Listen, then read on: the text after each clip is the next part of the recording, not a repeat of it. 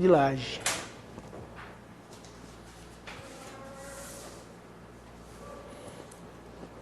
Para caracterizar, ela tem que ter um isolamento, né? Tem que ter acesso independente.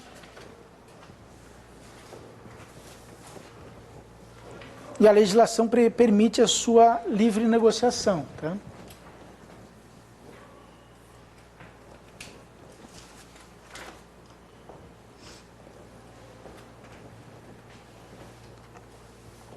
Diferentemente do que ocorre no condomínio edilício, quando se fala em direito de laje, né, no direito real de laje, nós não temos qualquer possibilidade de áreas de propriedade em comum, como existe no condomínio edilício. Tá? E não existe, da mesma forma, frações ideais de solo. Foi uma outra solução legislativa, né, que foi idealizada para se atribuir propriedade a essas situações, né, que até então viviam em situação de precariedade. Tá?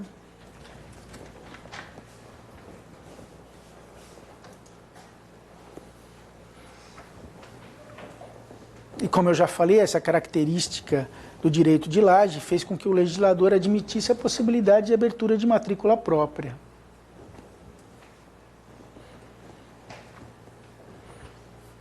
Portanto, o direito de laje, a sua instituição se dá com a abertura da matrícula, em nome daquele que construiu em área de outrem, e essa área ela é noticiada na matrícula base por meio de uma averbação. Tá?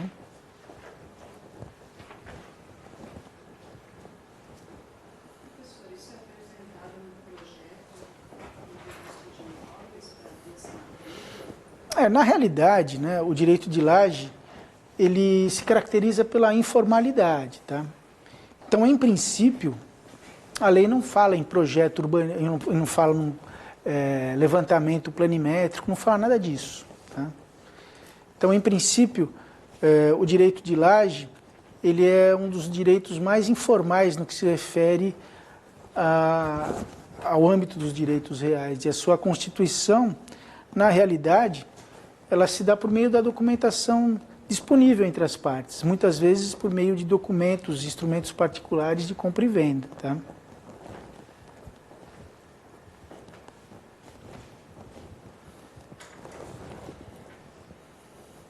O problema vai ocorrer quando esses instrumentos particulares de compra e venda de áreas construídas, ele superar aquele limite do artigo 108, né, do Código Civil, de 30 salários mínimos. Né? Aí nós temos a necessidade de instrumento público. Tá?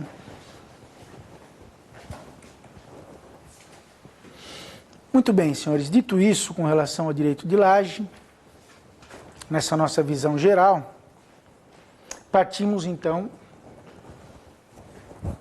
para a análise do parcelamento de solo urbano. Tá? Quando se fala em parcelamento de solo urbano, primeira ideia que nos vem à mente é a Lei 6766 de 1979, efetivamente uma lei que regula a matéria de uma maneira muito detalhista, não é? Uma lei efetivamente muito rigorosa, muito elogiada, mas que exatamente por isso, né, ela é objeto, não raras vezes, de tentativa de burla. Tá? A Lei 6766, efetivamente, para vocês que atuarão na área, vocês verificarão que efetivamente a quantidade, a criatividade do ser humano no que se refere à burla da lei do parcelamento de solo, ela é infinita, tá? Infinita. Por isso a necessidade de muita atenção com relação ao registro do parcelamento de solo urbano. Tá?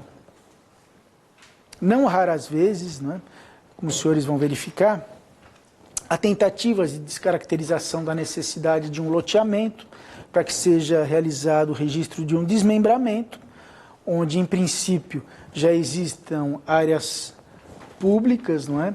Para quê? Para evitar a necessidade de destinação de áreas institucionais. Mas a gente vai se aprofundar nisso.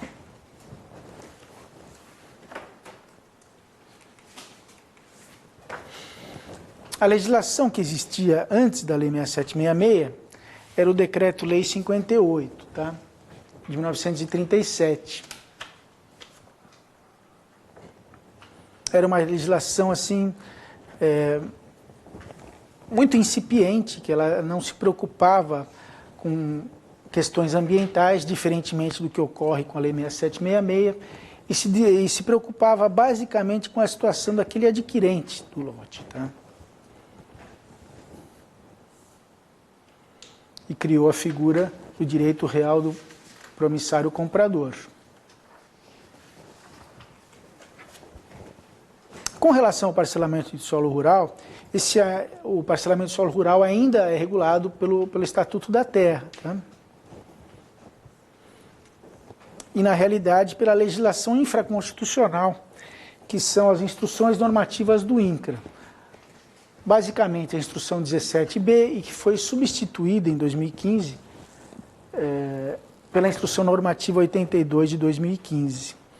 Na realidade, essa substituição da instrução normativa 17B pela instrução normativa 82 de 2015, ela é muito criticada, porque todas aquelas situações previstas, né, na instrução normativa 17B, de possibilidade de criação de um lote urbano em um terreno rural, ou a possibilidade, né, de descaracterização de uma área rural com a implantação de um loteamento urbano, todas essas questões que eram previstas na Lei 17B, na realidade elas não são tratadas pela Instrução Normativa 82, o que acabou criando uma espécie de vácuo normativo, tá? Embora a Instrução Normativa 82 expressamente revogue a Instrução Normativa 17B. Então, por exemplo, numa área rural, quando havia necessidade de se destacar uma pequena parte, não é?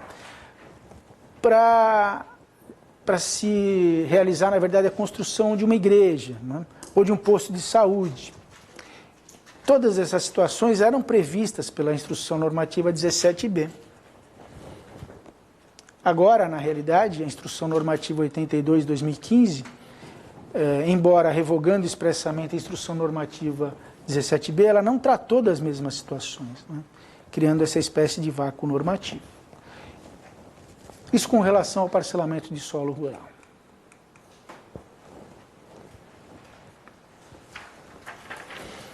Com relação ao parcelamento de solo urbano, que realmente é o mais importante para o nosso estudo, tá? É importante diferenciar os conceitos de loteamento e de desmembramento. E os senhores verificarão, quando assumirem os seus postos de registradores de imóveis, que essa é uma distinção fundamental.